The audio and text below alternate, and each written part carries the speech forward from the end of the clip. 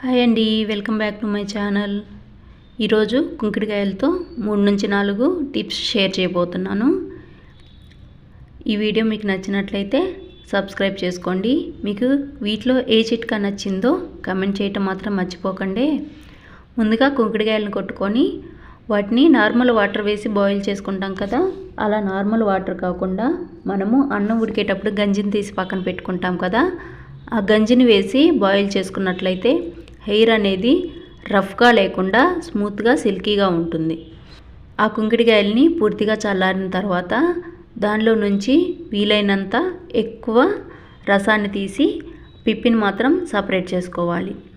ఇప్పుడు ఆ మిగిలిపోయిన పిప్పు ఉంది కదా, దాన్ని ఒక మిక్సీ జార్లో వేసేసుకొని కొన్ని వాటర్ కూడా వేసుకొని మెత్తగా మిక్సీ పట్టుకోవాలి. ఇలా మిక్సీ పట్టుకున్న తర్వాత పిప్పిని రసాన్ని సపరేట్ చేసుకోవాలి. ఈ పిప్పిని మనం యూజ్ చేయాలనుకుంటే మనం కుంకుడికాయలు కొట్టేటప్పుడు ఆ లోపల ఉన్న నల్లటి గింజ అనేది రాకుండా చూసుకోవాలి. అప్పుడు దీన్ని మనము ఎండలో ఎండపెట్టి పౌడర్ చేసుకొని సున్నిపిండి వాడుకుంటాం కదా, ఆ టైప్లో ఈ కుంకుడి పిప్పిని కూడా వాడుకోవచ్చు. ఆ మిగిలిపోయిన వేస్ట్తో చూసారా ఎంత జ్యూస్ రెడీ అయిపోయిందో. ఇప్పుడు దీన్ని 2 విధాలుగా ఎలా యూజ్ చేయొచ్చు అంటే, ఒకటి మనం నార్మల్గా హెడ్ బాత్ చేయొచ్చు, సెకండ్ వన్ ఇలా బౌల్స్ని నీట్గా క్లీన్ చేసుకోవచ్చు.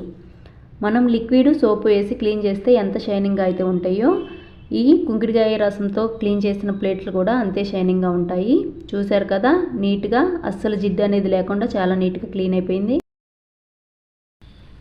ఈ వీడియో మీకు నచ్చినట్లయితే లైక్ చేయండి, షేర్ చేయండి, కామెంట్ చేయండి.